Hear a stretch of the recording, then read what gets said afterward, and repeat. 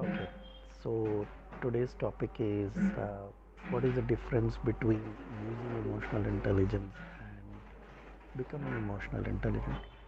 So, thanks for the question, Praveen. That what exactly? Let's first understand the components of emotional intelligence, and then, in order to become more mindful, we need to. How do we bring this into our day-to-day practice? So,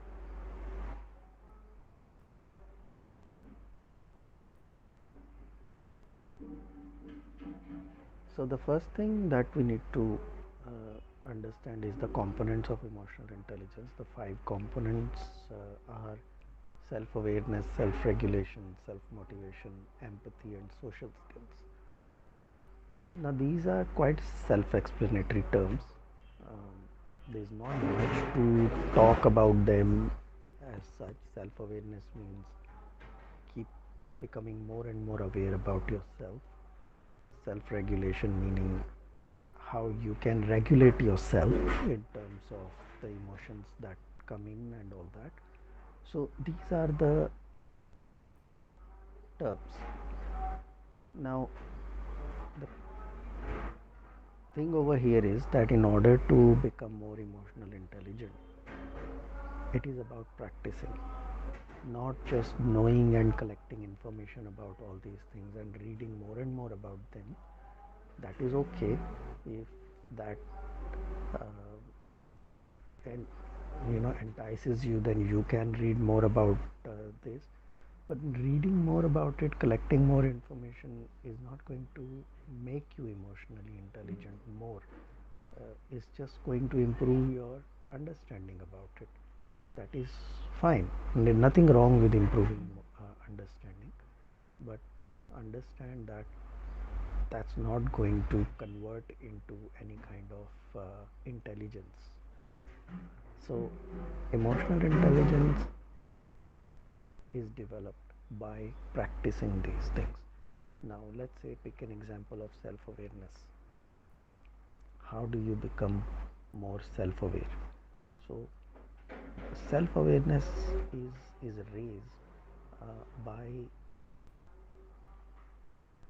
focusing on what it is that doesn't let you to become self aware. So, obviously, one way is to learn techniques, is how to become more self aware. Then that is, let's say, for example, mindfulness. Mindfulness is a way by which you can become more self aware, be more mindful, or bring the practice of pauses. So become more aware that when you have to pause. So if you just keep running all the time and you're not pausing enough and observing enough, then you're not going to become aware about what is happening. So in order to become aware what is happening, you have to stop. You have to pause. You have to reflect back. You have to contemplate. You have to introspect. So all these things are required. Until you are doing this, you're not going to become self-aware, but you can keep reading about them, how to introspect, how to contemplate, how to become mindful, how to this, how to that. You've read a lot, but not even 1 second you have applied this. Then just by reading and understanding what is required is not going to make you self-aware. So this is one that those techniques can come handy. More than the techniques, what I feel is we need to become aware of what is not letting you become self-aware. So yes, very good thing to say, let's practice mindfulness, but then what is stopping you from doing it? That is also a point to consider. Many a times we just keep focusing on what techniques I can apply, what I can do. We think that I don't know what to do, so then I need to learn more about, I need to pick more skills about what to do. That's one. But also become aware that even when you know what to do, it is possible that there are so many things happening in your life that you are not able to do it. A very good example of this is people who try to meditate. Ask them, ask anyone who is a new person who's trying to meditate.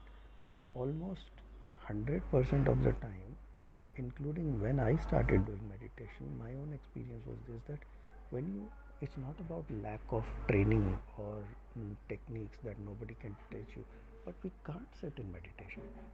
Most of the people who start meditation, they can't sit in meditation, and it's not because they have never done meditation, it's because your mind doesn't let you.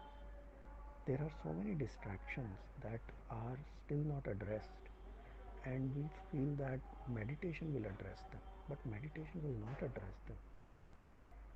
So there are distractions that need to be addressed. If if your habit is that you are very uh, you get distracted very quickly, right? So you need to understand, you need to first uh, figure out that what it is that makes you distract very quickly.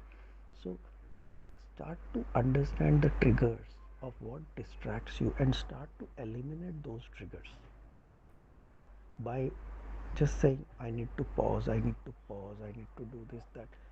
It's you, yes, you can put reminders about it that I need to pause and I need to do this, but they're not going to work. How many times you put an alarm to get up in the morning and then the alarm goes on and then you still put it on snooze or you turn it off and go back to sleep? So it's not about doing the techniques, it's also about finding what distracts us, figuring out what are the triggers for those ones that distracts us, and addressing those triggers first. Because once you start to address these things, once you start to address those triggers, and you become um, first becoming aware of what is not letting you become aware, that is the first step.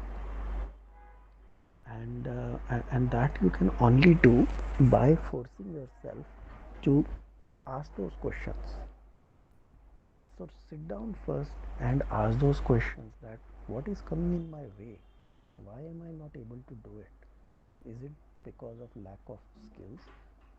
Is it that I have no distractions? I can very well do this, but I don't even know what to do.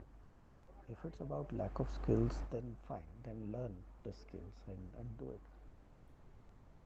But that would be a very idealistic stage, because I really doubt that people don't have any distractions. That someone would be the kind of person who will say, I don't have any distractions in my life and I want to, because I feel that if a person has reached that stage, they've probably gone past all these things already. So, um, very safe to assume that we all have distractions in our life, and the first and foremost thing is to become aware of those distractions that are not letting you become aware. So, catch 22 situation, that is exactly what you are trying to do. You are trying to become aware, and now we are saying, let's become aware of what is not letting us becoming aware. It is kind of sounds like we're going in circles, but it's a necessary question to ask. It's a necessary question to sit down and ask. Same thing, self-regulation, about managing your own emotions and all that. Before you learn how to manage your emotions, what is it that you need to do in order to manage your emotions? We need to first sit down and say, what is preventing me from doing it? What is it that is coming in my way? And only when I can ask those questions, I become more aware that what line, what path I need to go on. How do I make this more practical for myself? Otherwise, it's just a theory. It's just a concept that is available in books and online, and you can read a lot about it and you can understand a lot about it. But until you internalize it and make it yours, and say, how does this apply to me? How do I bring this in my own life? And in order for you to bring it in your own life, my suggestion as a starting point is to figure out what is stopping you. What is stopping you to become self motivated? What is stopping you from showing empathy? What is stopping you from becoming or adopting more social skills? What is stopping you from becoming more self aware? So, become aware of that. Let's say, for example, I'll let Anamika share that example, but I'll just start it. That some time ago, um, we were talking about friends, and one of the things that Anamika has this kind of confusion that some to do with friends, and I'll let her to explain. But this example fits in the social skills area, that we want to develop it, but then until we become aware what is stopping us, what are we going to solve? What techniques? What is it that we need to even look at? So we need to first internalize. So Anamika, do you know what I'm talking about, and you want to share that example? Yeah, sure. So I don't know exactly if that is the thing which I understood, but I'll still start. So Yeah. basically, Pravin and Pradeep. So a few weeks ago, then I have a same set of friends, and they are my friends from almost a decade, more than a decade now, and I somehow uh, have been in the same circle, and I've had a very few friends. But now um, I have grown differently in my journey. They have grown differently in their journeys, and we were basically not connecting with each other the way we used to because there was not the kind of resonance which used to be there before. So we have outgrown in different directions. Now the thing was that I was kind of missing that connection and missing that space where I could just share whatever I felt and I could just be whatever I wanted to do and be. So I was sharing this with Sachin, and there was a little bit of discomfort on my side. But then, as it went forward, I also realized that I did not want to change them and what they are going through in their journeys. And I'm also not ready to change myself because this is my truth. Otherwise, I won't be authentic enough. So, where am I lacking? Now, I've always had people who wanted to be friends or who wanted to be with me but I had created a boundary that I don't I'm not comfortable around a lot of people and all. So I realized that it was my boundary which I had created. So why not? I mean, why not? I mean, what is that which is stopping me to become friends with other people? And why do I want to be friends only with the same set of people? Why not other people? So then I realized that the problem is that there is resistance on my part. Okay, and I need to drop this resistance, and that resistance would not just disappear in a day. So at least I could start with you know talking and opening up with other people who wanted to be with me. So it is kind of a skill now because so see, there are two parts in it: bringing awareness, clearing the resistance which is there, and also taking actions. Now taking actions comes from the space of developing the social skills. So most of the people who know me, they have an idea that I am great at social skills, but that's actually not very true because they have seen me giving some explaining something or dealing with them, but it's apparently not true when it comes to my own circle of friends or my own personal relations. So that is something I realized I need to work on, and that working on happens one step at a time with practice. So it's like developing a skill set. It's already there, but it was there only with a certain set of friends or certain people. So maybe I need to expand my circle now. And I was ready to do that. And I started talking to people and I actually started enjoying it. So now each of these pillars of emotional intelligence come with these three steps.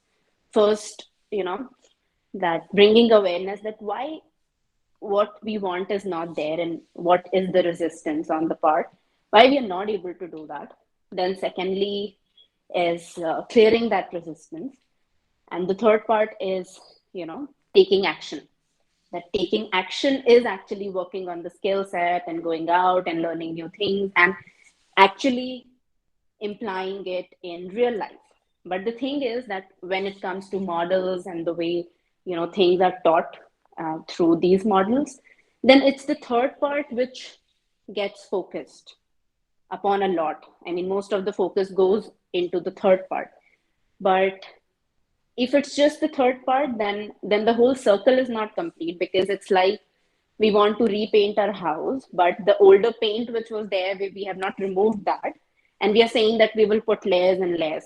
So the other paint which had gone like bad, that is still there, and we have not cleaned it, so it has not gotten cleaned from scratch. So there's a lot holding on, and then it's still there, and it would come up when you know every time we get triggered, or every time we see the same patterns, even when we are doing everything that was required to develop that skill set. So that is how the process specific to this example has been for me. Was Yes. that the exact thing, Sachin, Yes, or? yes, exactly. This is exactly what I wanted you to explain. Great. Yes. So that's good. Thanks for that. And I just want to repeat one important point in this. What she mentioned is that it doesn't matter how many techniques we, let's say, if you take her example, it doesn't matter how many techniques I would have told her that you can do this to develop friends, or you can do that, and we could keep talking, and every time I would suggest something, most likely she would throw it back that this will not work. Why? Because I jump straight to step number 3, giving techniques and tools that, oh, she probably doesn't know how to make friends, or what this, maybe this. But the first two are not addressed, the resistance, that why she was not doing it. And when that was addressed, I don't have to share any details about step number 3. Step number 3 is already taken care of. Most of us are adults, we already know how to do it. And I believed in this thing so well that many a time we focus on communication, that how do we communicate, how do we tell this and that. And I have seen this again and again in my coaching practice, that the moment I address the resistance, the reasons why somebody is not able to communicate with the other person, I don't have to teach them how to communicate. They already know how to communicate. People are already adults. They have been navigating life for so many years. They know how to communicate. They know how to put their point across. They just don't want to, because of the resistance or hesitation they are feeling, that if I say this, if I do that, the other person will say this, the other person will do that. They are weaving so many stories in their head that it's preventing them from communicating. And what we see is, as a third person, I will observe and I will make a judgment on this, thinking, oh, this person doesn't know how to communicate, so let me teach them new ways of communicating, let me teach them how effective communication works. But that's just very superficial observation. So if we go back to those other two steps that she talked about, is identifying the resistance and clearing the resistance, the third step gets taken care of automatically. So this has been my observation. Now I wouldn't say that nobody needs how to learn. Obviously there are many things that we don't know, we need to learn. So no doubt about that. uh, the core point over here being, let's not jump to step number 3 straight away. When we want to develop something, let's not jump straight to the point that I don't know how to develop this, so let me learn more about how to develop this.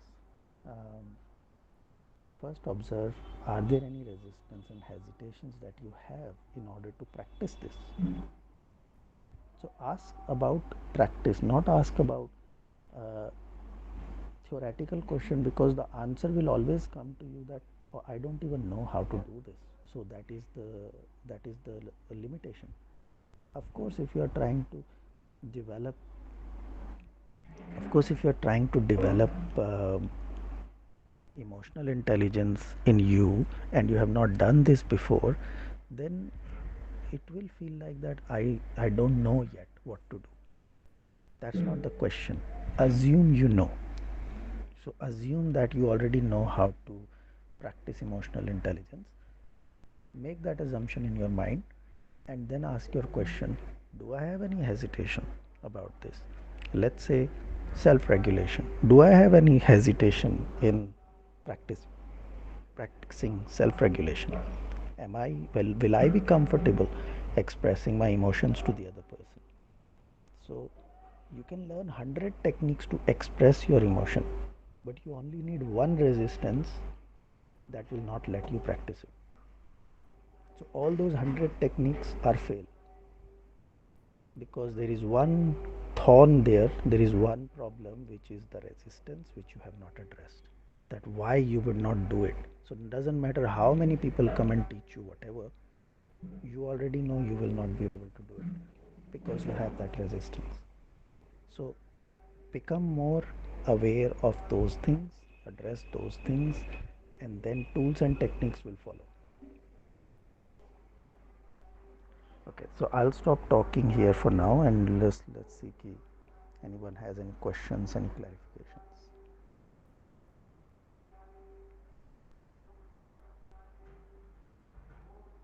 Pradeep, Praveen. Sachin, this concept is very much clear. Only thing I need to practice. Yeah, yeah, yeah, and yeah, that's true. That's true. Pradeep, do you have any question or anything to add? No, Sachin, as of now, no, nothing. Okay. Anamika, anything you want to add to this? No, no, nothing touching from my side. Okay. Okay. So today's topic was about that. What is the difference between using emotional intelligence and becoming emotional intelligent? So the Pradeep, can you mute yourself? Just yeah. So when we focus on using emotional intelligence, then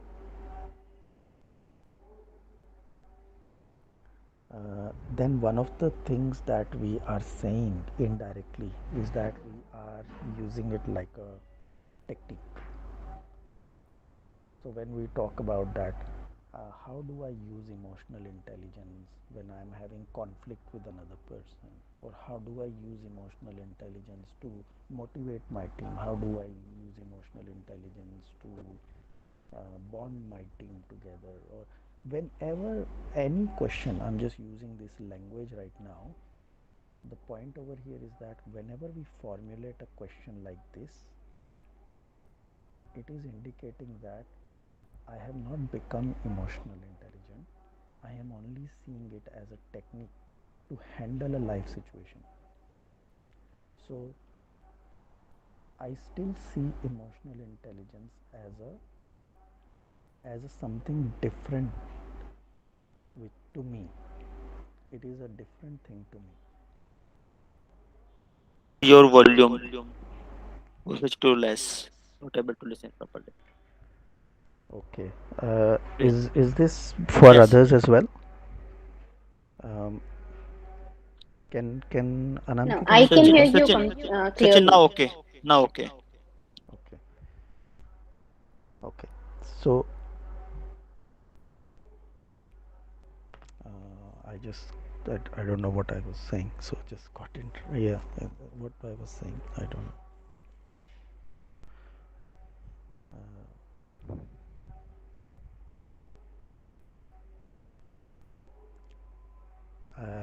Can someone just remind me what we were talking? I just like lost my chain of thought. No, even I lost it now.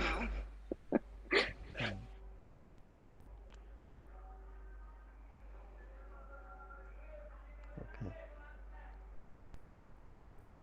Pradeep, Praveen, do you remember what we were talking? Can someone remind me what we were talking? Pradeep, when you interrupted me, what was our topic?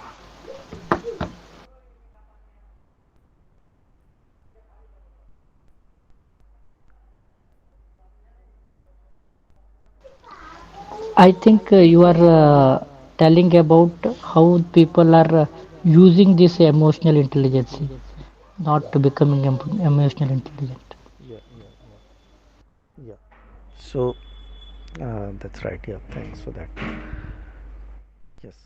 So when I when I formulate a question like that how can I handle life situation using emotional intelligence, and that if I'm asking that question when I'm not in a conflict situation, then that's a good thing to ask, because that helps me to go on a certain path of transformation. So right now, if I am not in a conflict situation, right now, if there is no such thing, but I'm asking this question, that means this is a question I'm asking for my own transformation. But if when I am in a conflict situation, when I'm facing a conflict situation, and at that time, if I'm asking, oh yeah, I remember, oh yeah, there is something called emotional intelligence also. Let me try that. Maybe that will help me to resolve this issue. Then I am not understanding what emotional intelligence actually is. I just feel that it is a manipulation technique. I'll use it. I'll get the things sorted. I'll get my work done. Everyone will go back on their own thing. Uh, things will get resolved. I'll get my life back. People will get their life back, and we will all go back to our lives. Thinking of emotional intelligence that way is more or less thinking of it as a manipulation technique. I know I am using this word very directly over here, and someone listening to it may not completely agree with me because it sounds very rude, it sounds very direct. I'm still going to use it because I think this is how it is. It could trigger some people, they may not like to hear this, but that's what it is. That's what it is.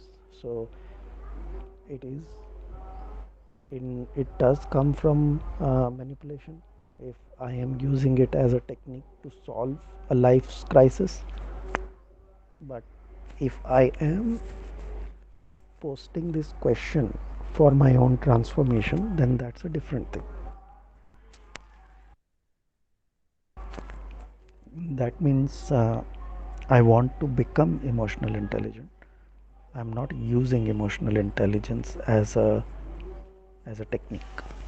So that's the difference I would like to highlight, is when you are struggling in life and in that situation, and you are looking for emotional intelligence as something to come to you to rescue, it's a manipulation technique. Because whatever you are going to do at that time, by understanding these concepts, are just going to be done from a very superficial point. It's not going to come from your being, it's only going to come from your behavior just to solve the problem. So that is the reason why I'm calling this manipulation, because internally nothing has shifted. You have not really become an emotional intelligent person. You've only just superficially handled it to just resolve the situation. That's it. So in that, anything, whatever would have come to your rescue, you would have used it. So that's the classic example of manipulation. Nothing has changed inside, no transformation has taken place. You have just externally handled the situation by applying the concepts that you think is what people will want to hear, people will want to know. So you just tell them what you think they want to hear, and then uh, they will leave. They will just dissolve. That conflict will get dissolved. So that's why I'm calling it manipulation. So that's the core difference between using emotional intelligence as a manipulation technique versus adopting emotional intelligence as a way of living. And the second one is going to take time, but it's going to be permanent. Once you become emotional intelligent, you become emotional. There is no undoing here. It's permanent. It's like a tattoo. It's permanent.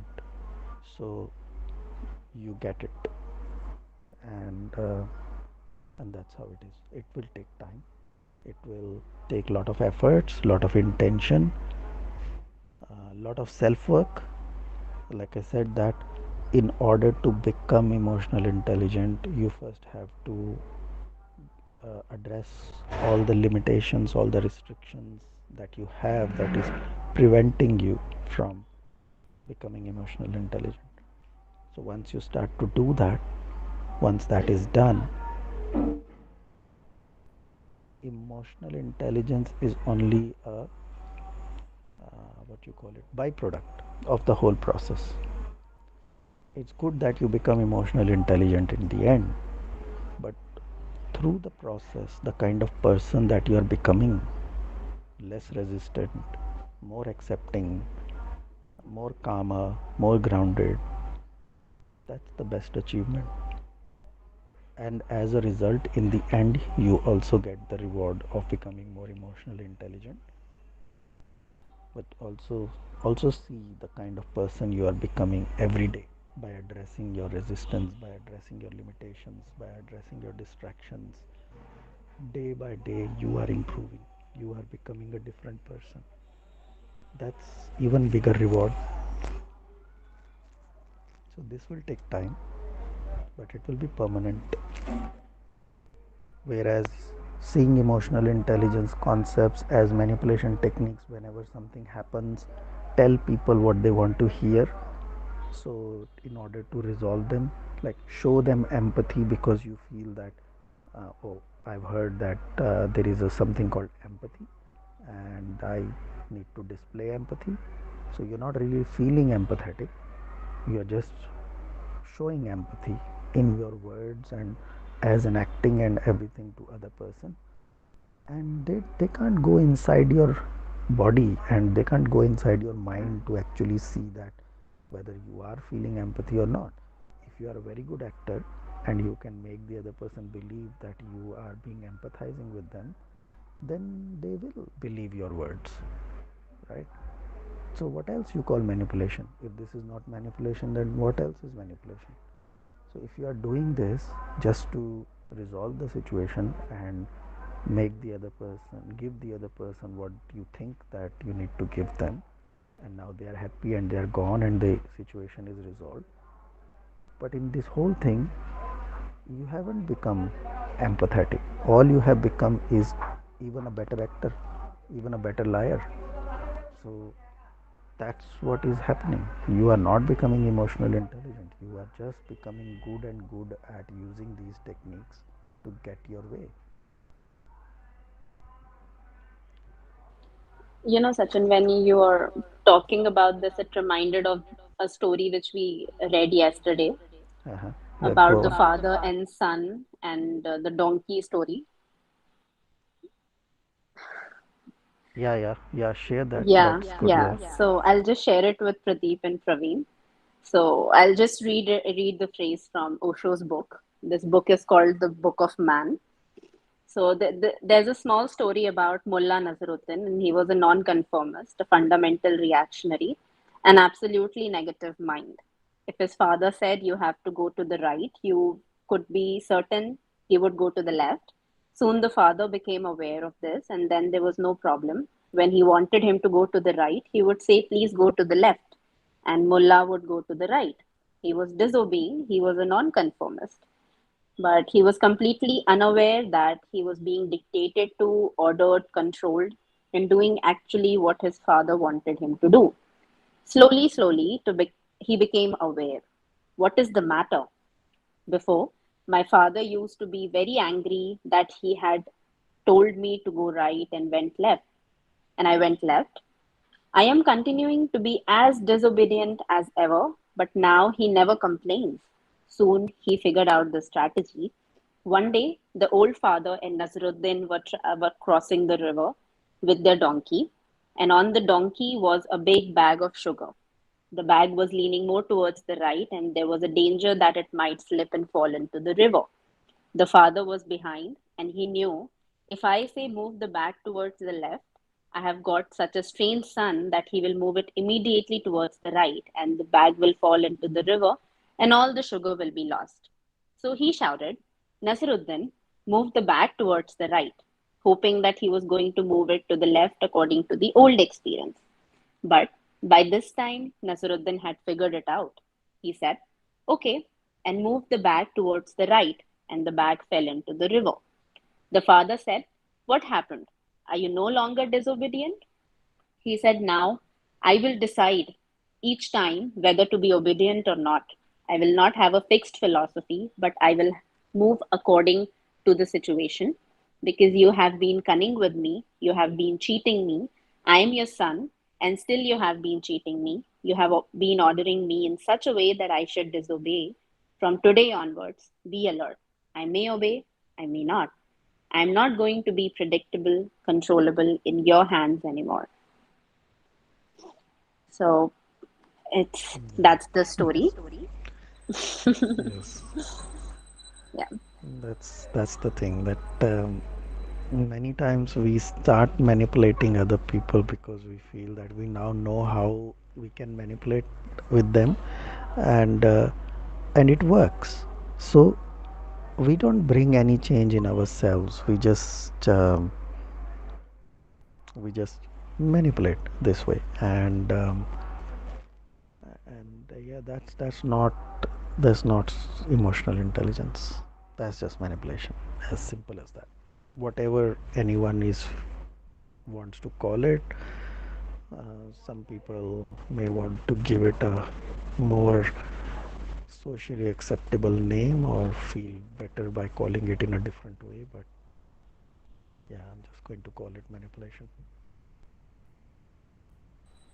Yeah. And if we just learn the techniques of emotional intelligence and we don't actually become emotionally intelligent, then we are going to do nothing, but we are actually going to see it in an analytical fashion.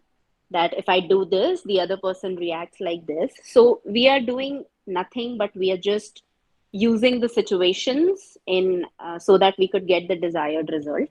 But but as we saw in the story, that if the other person becomes aware of it, then we see how, this whole situation plays out. But if we become that emotionally intelligent person, not just using emotional intelligence, if we become that, then we don't get into these things. We see the situation and we are in the present, and we don't have a fixed rule of doing things that if I do this, this would happen, if I do this, that would happen.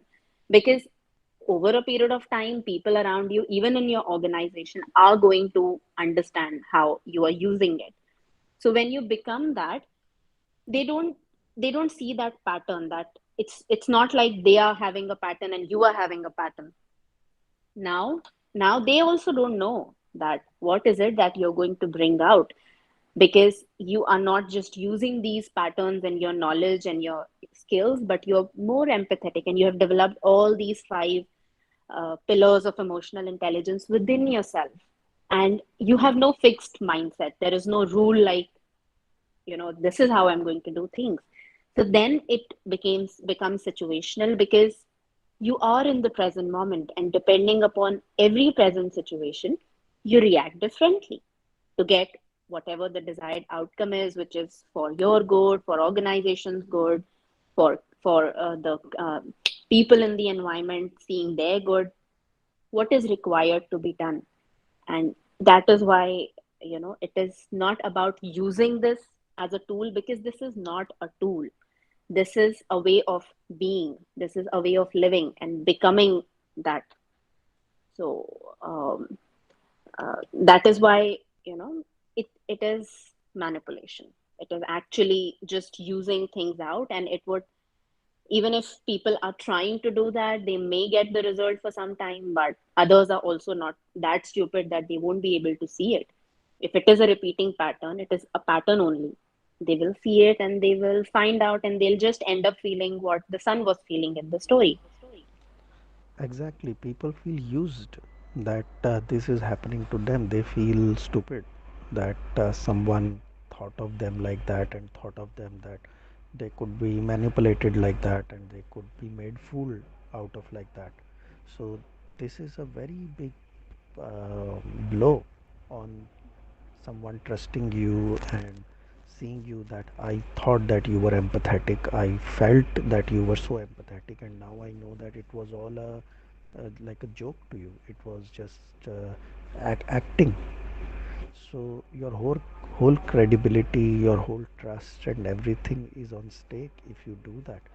And your reasons for doing that could be very well justified by you. Maybe you are doing it out of desperation because you just don't know what else to do, and out of desperation you are doing it. Whatever reasons you think you have, and I'm sure you can justify them, but the other person is not going to consider it because they are at the receiving end and they are the ones who felt this way, that they felt that you fooled them, they felt that you made a joke of their situation, they feel that you just used them. So no justification is going to make the other person feel that okay, you did the right thing. Nobody will say that. So whatever justifications we can come up with are of no use.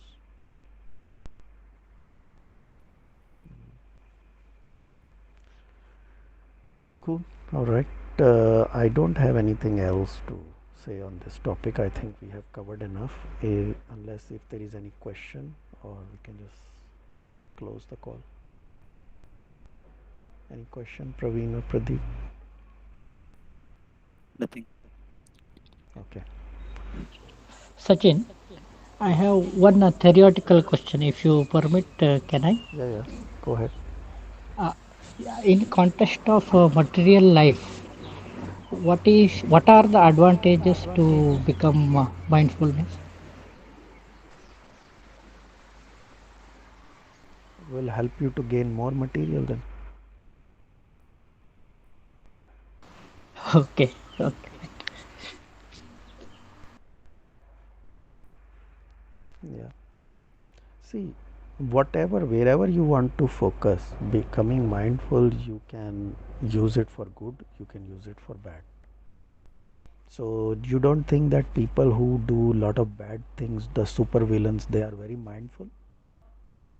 So you don't think that the person who masterminded bringing down the twin towers was a mindful person? You can just come up with a plan like that, just like that.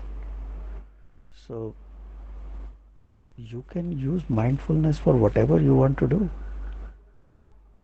You want to use it for the good, you can use it for the good. You want to use it for the bad, you can use it for the bad. So mindfulness is expanded awareness. The more your awareness expands, the more you become aware of more and more things. Up to you what you want to do. You want to use it for your own evolution, you can use it for your own evolution. You want to use it to gain more material, you can use it to gain more material. Whatever you want to do, you can do. There is no restriction on what is the drawback, or what is it that you cannot achieve by becoming more aware, by opening your eyes more, by syncing with people more, by connecting with people more, by understanding how they feel, how they do things and all that. Now you can use all that knowledge and all that experience to become a super bad person, you can use all that knowledge to become a super good person. Up to you.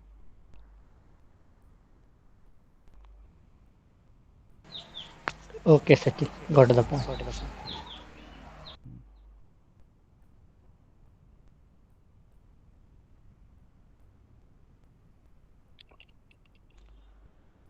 Cool. All right. Kavita, you joined a bit late, but I don't know, whatever conversation you caught, any question in that, No, sir. or any question you want to ask before we close? Okay, Nothing. Nothing, sir. cool. All right. Anamika, anything you want to add before we wrap? No, no, nothing from my side. Okay. All right, guys. Then in that case, let's close the call, and Okay, sir. we'll meet next week. All right. Cool. Okay. Thank you. Thank you, everyone. Okay, Sachin. Thank you. Bye bye.